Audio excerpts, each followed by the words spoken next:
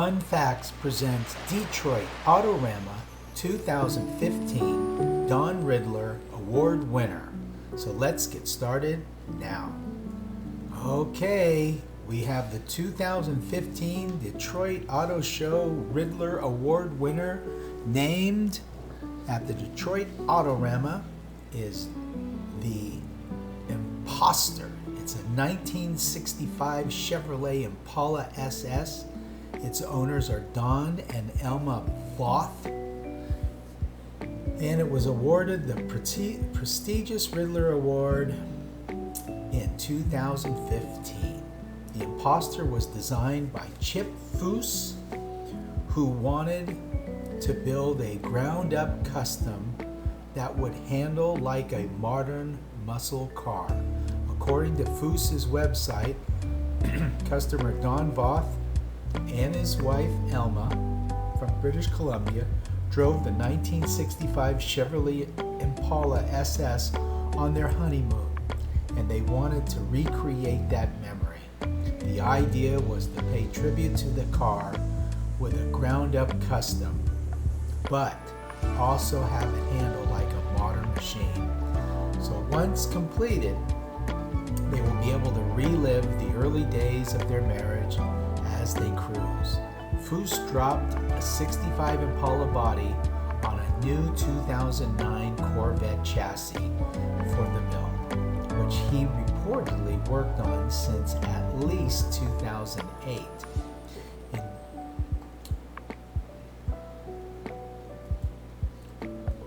Okay, one of the finalists in the Autorama was a 1969 Mustang Custom called Stampede, the owner Tim Palazzolo, and the 1969 Mustang Custom called Stampede is as edgy and contemporary a street machine as we have ever seen picked in the Great Eight.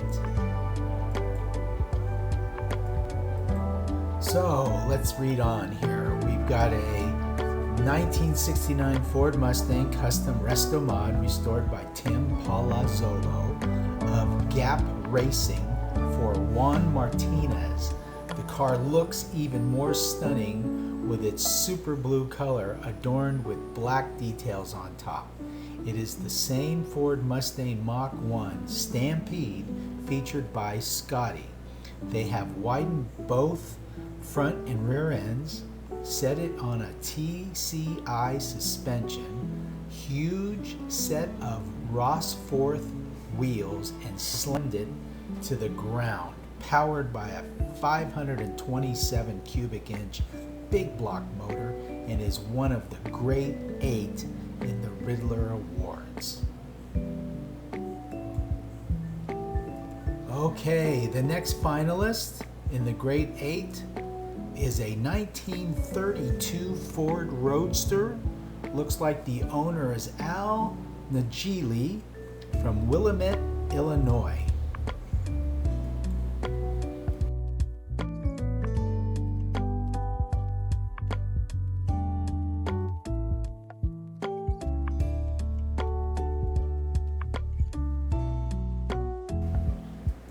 Okay, the next finalist in the running for the Don Ridler Award at the Detroit Autorama 2015 is a 1969 Chevrolet Camaro Coupe. Looks like the owner is Alan Reed out of Baton Rouge, Louisiana. Okay, let's read on. All of the contenders are undeniably stunning in their own special way, including this wonderful 1969 custom Camaro called Infused. Aside from being on the event, Scotty was able to witness the process of building this award-winning car. According to Classic Car News, the owner is Alan Reed from Baton Rouge, Louisiana. He calls the car infused as opposed to injected. The car is powered by a GM SL3 motor with a Magnuson Heartbeat supercharger. Well, not to mention the car's very appealing look. Okay, another finalist is the 1937 Ford station wagon, owner Mike and Belinda Tursich from Gibsona, Pennsylvania. Have you ever noticed how certain popular street rod models tend to get stuck in a style? When we think of a 1941 Willys, it's hard not to picture it as a gasser. Mention a 1950 Mercury, and we immediately imagine one dressed in traditional custom trim. What about Woodies? That's easy.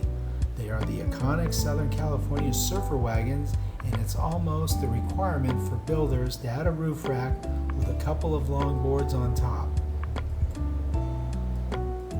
Mike Tursich is a big fan of Woodies. Living in western Pennsylvania, Mike is far from any ocean, and his street rod taste isn't influenced by the beach, which may be why his award-winning 1937 Ford wagon is unlike any Woody we've ever seen.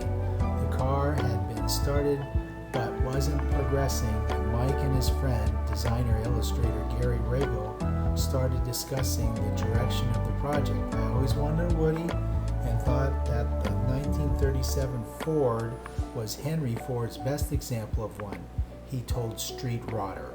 We talked for months about building a car that wouldn't detract from Henry's original vision, but would build up its lasting design and beauty. We focused on extreme contrast. We needed this car to feel equally at home on display at a show or on a twisty back road or highway. The theory we wanted to test was simple. What if powerful modern pro touring performance and technology were combined with one of history's most classic laid-back boulevard beach cruisers? What kind of impact would it create if these two worlds collide? Mott describes the resulting feel as Dark Knight, and he gave the hot rod a retroactive name.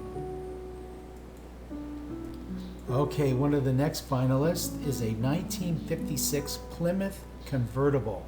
Looks like the owner is Gil Losi from Murrieta, California.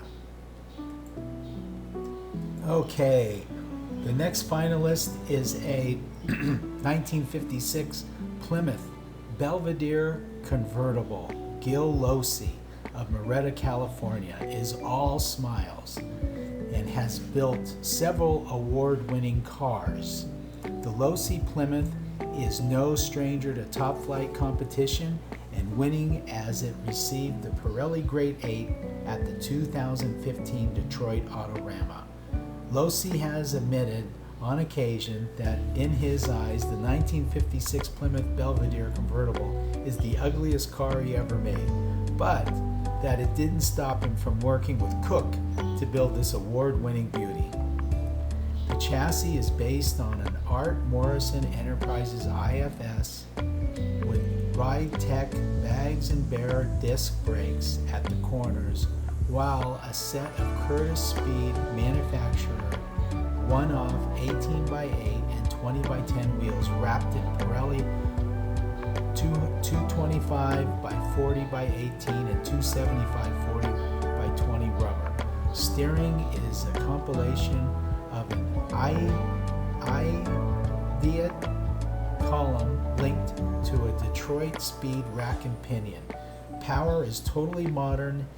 Hemmett's a 6.1 liter V8 extracted from a 2006 Dodge Charger SRT8 with 400 plus horsepower.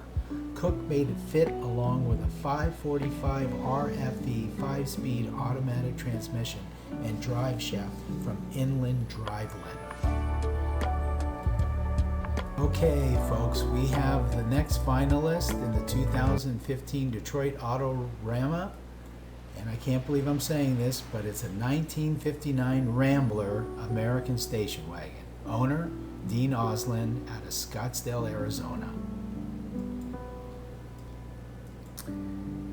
Although there have been a couple of notable Rambler wagons built in the past decade, It certainly is the first choice of most builders or owners, but kind of like the unwanted orphan persona Rambler wagons had, and part of the challenge would be to find the beauty swan hiding somewhere in the factory ugly duckling.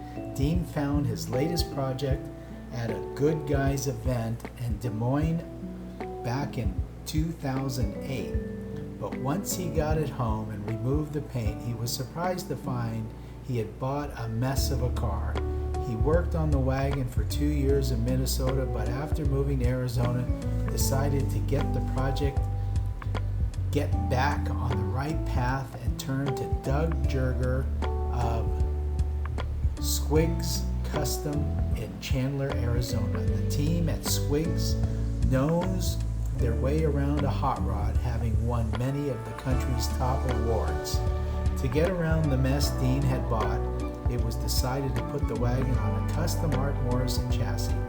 The rear would be featured a Ford 9-inch 381 with posi, an Art Morrison tubular 4-link system, strange coil-over shocks, and a set of Wildwood disc brakes.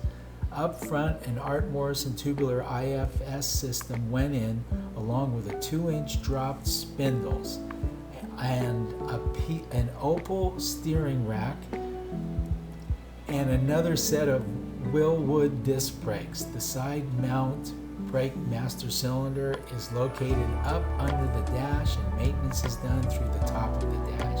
Steering is aided by an Ideate steering column and wheel. Curtis Speed one-off wheels are wrapped in Yokohama rubber, and each wheel is topped with a custom acrylic center cap. Wow. And this is the last of the Great 8 for the 2015 Autorama in Detroit, and we're going to showcase here the 1965 Dodge Dart, owners Willie and Charlotte Macy out of Hokes Bluff, Alabama. Well, if you're surprised to hear that a green 1965 Dodge Dart was a grade 8 contender at the Autorama and took home a Good Guy Street Machine Top 5 award and was in the running for the Barrett Jackson Cup, you can't be any more surprised than the shop that built it. Will Posse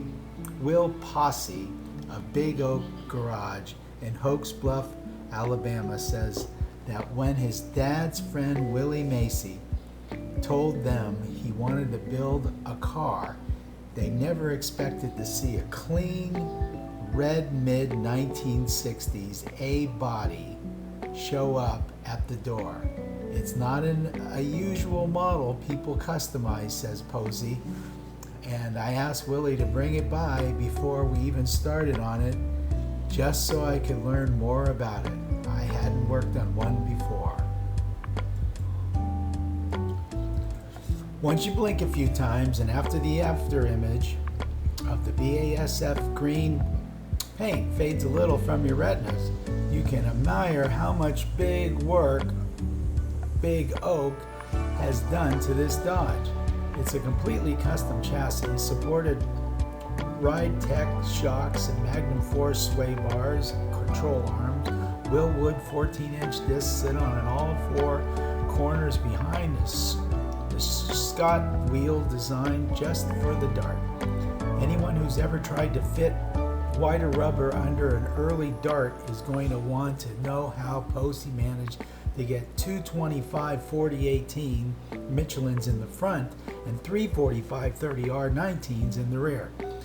A narrowed Ford 9-inch provided the inside space in the rear, but in the front Big Oak reshaped the fenders, bulging them to provide room to turn those big tires without resorting to a bolt-on flare. It's similar metal magic to what was done with the roofline. You wouldn't know it unless you had stock Dart there to compare it to, and you'll know for sure that it looks mean. Well, thank you for taking the time to watch our video. I'm struggling a little bit with these videos, but I will get it after 10 or 15, 20 more. But thank you for watching. If you've come this far and you like the video, please give us a thumbs up. If you like our channel, please subscribe, and you can look forward to seeing more Autorama custom car videos from Fun Facts channel. Thank you and have a great day.